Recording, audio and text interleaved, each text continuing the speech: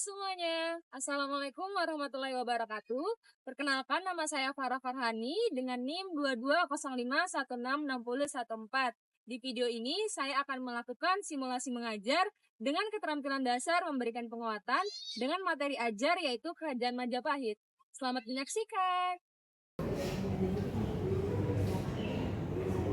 Selamat pagi anak-anak. Pagi. Apa kabarnya hari ini? Alhamdulillah baik. Alhamdulillah, semoga semuanya selalu sehat dan semangat ya untuk puasanya hari ini. Ya Bu.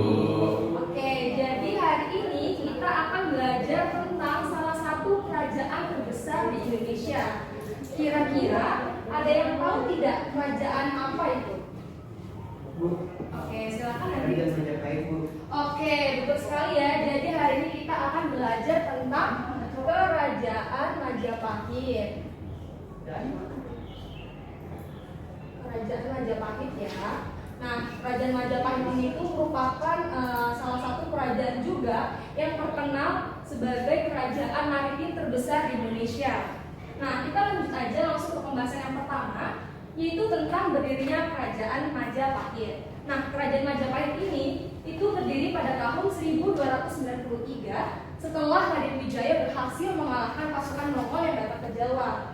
Nah, awalnya pasukan Mongol ini tuh datang ke Jawa sebenarnya ingin menghukum Raja Kertanegara dari Singosari. Nah, setelah Kerajaan Singosari itu runtuh, akhirnya Raden Wijaya ini menyempatkan kesempatan ini untuk bisa merebut kekuasaannya.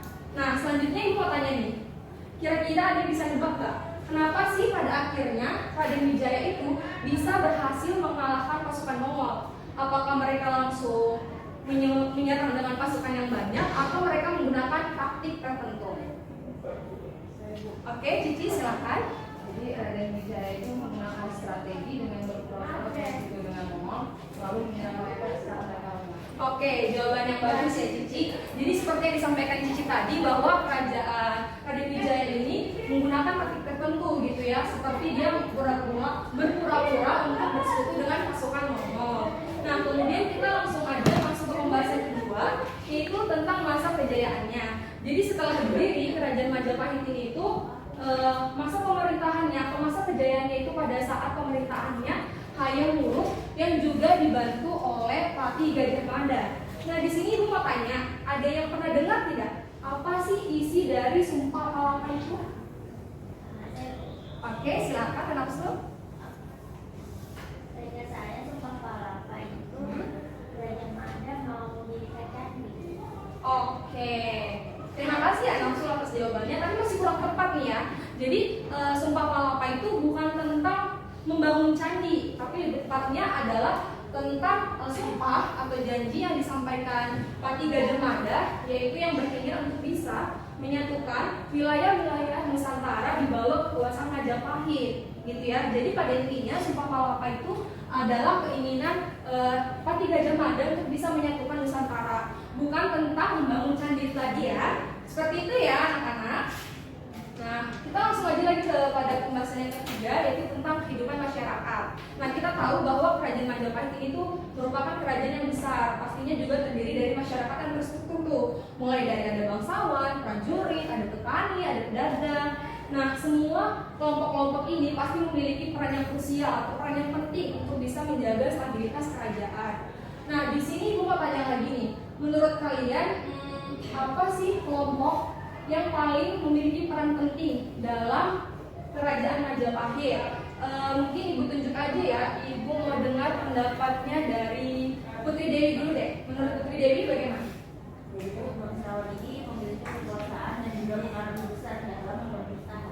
Oke, jadi menurut Putri Dewi bangsawan ya Kak? Oke, kalau menurut Putri Dewi bangsawan, mungkin ibu mau coba ke Fadil deh, Fadil.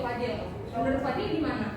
Menurut saya prajurit Bu, karena mereka menjaga keamanan dan stabilitas wilayah di Majapahit. Oke, jawabannya keren-keren ya. Ibu mau dengar lagi deh, mungkin jawaban dari Zidan. Zidan bagaimana? Kalau menurut saya itu ada petani Bu.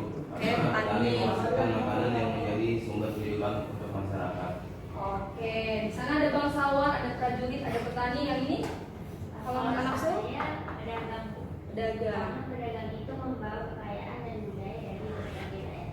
Oke, jawabannya semua keren-keren ya. Jadi pastinya untuk setiap kelompok itu pasti memiliki perannya masing-masing dan juga bermanfaat satu sama lain. Misalnya petani, kalau nggak ada petani masyarakat nggak bisa makan. Terus kalau misalnya nggak ada pedagang, pasti kerajaan Majapahit nggak bisa menjadi kerajaan yang terbesar karena apa?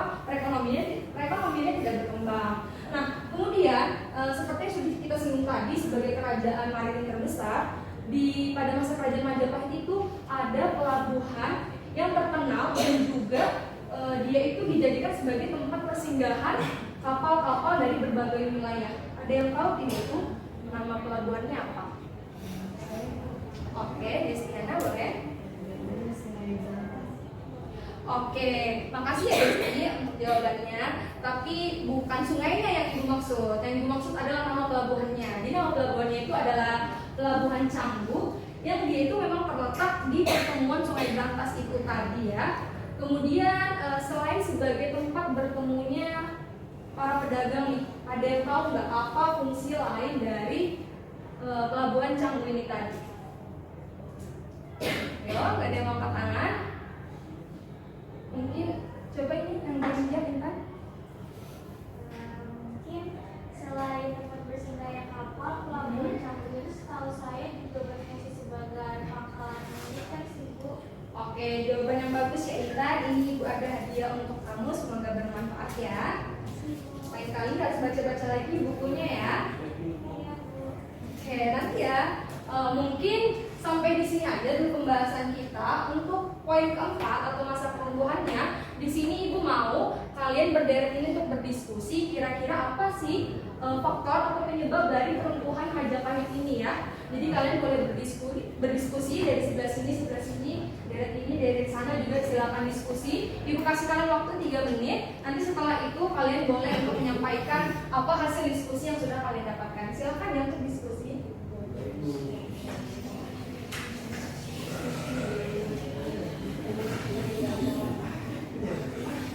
Silakan diskusi ya.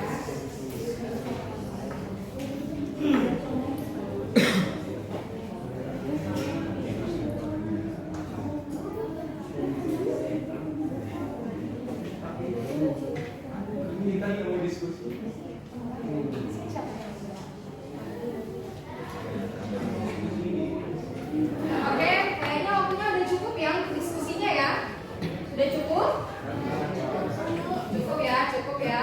Oke, mungkin Ibu mau dengar dulu pendapatnya dari kelompok ini dulu. Siapa yang mau sampaikan pendapatnya mungkin boleh berdiri. Oke, silakan Mbak Felisa. Jadi Bu, saya mau bahas dulu. Ya, boleh silakan.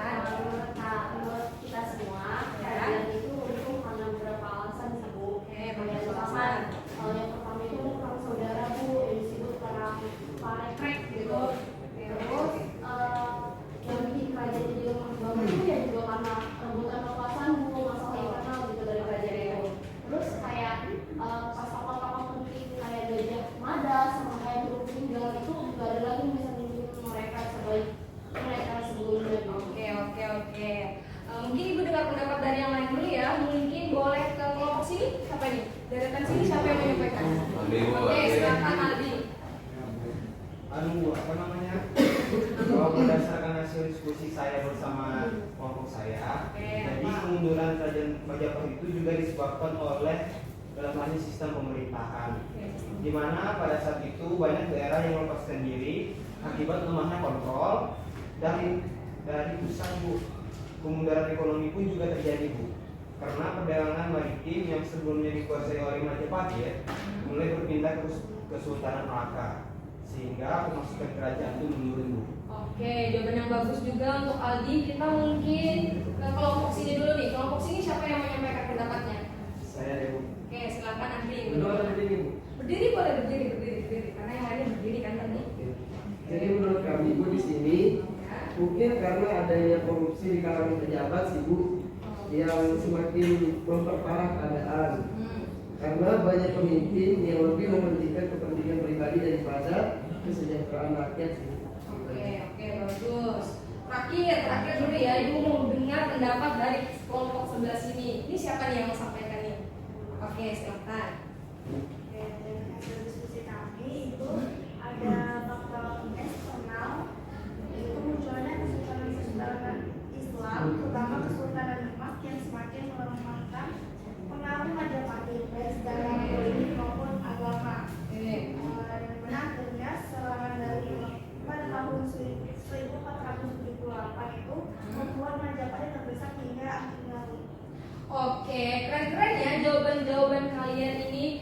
Jadi terutama untuk kelompoknya Anissa Koshi tadi ya, dia menjawab tentang faktor eksternalnya. Kalau kalian tadi kan mungkin faktor-faktor internalnya tuh, yang tadi ada korupsi, terus kemudian ada juga melemahnya tokoh-tokohnya ya, karena Hayam Wuruknya sudah meninggal gitu ya. Kemudian yang eksternalnya tadi itu adanya munculnya kesultanan Islam yang sehingga membuat akhirnya kerajaan Majapahit ini terdesak dan akhirnya bisa runtuh. Nah, mungkin untuk hari ini pembelajaran kita sampai di sini dulu. Tadi kita juga sudah belajar tentang berdirinya kerajaan, masa kejayaan, kehidupan masyarakat, dan juga pada akhirnya kita membahas tentang keruntuhannya.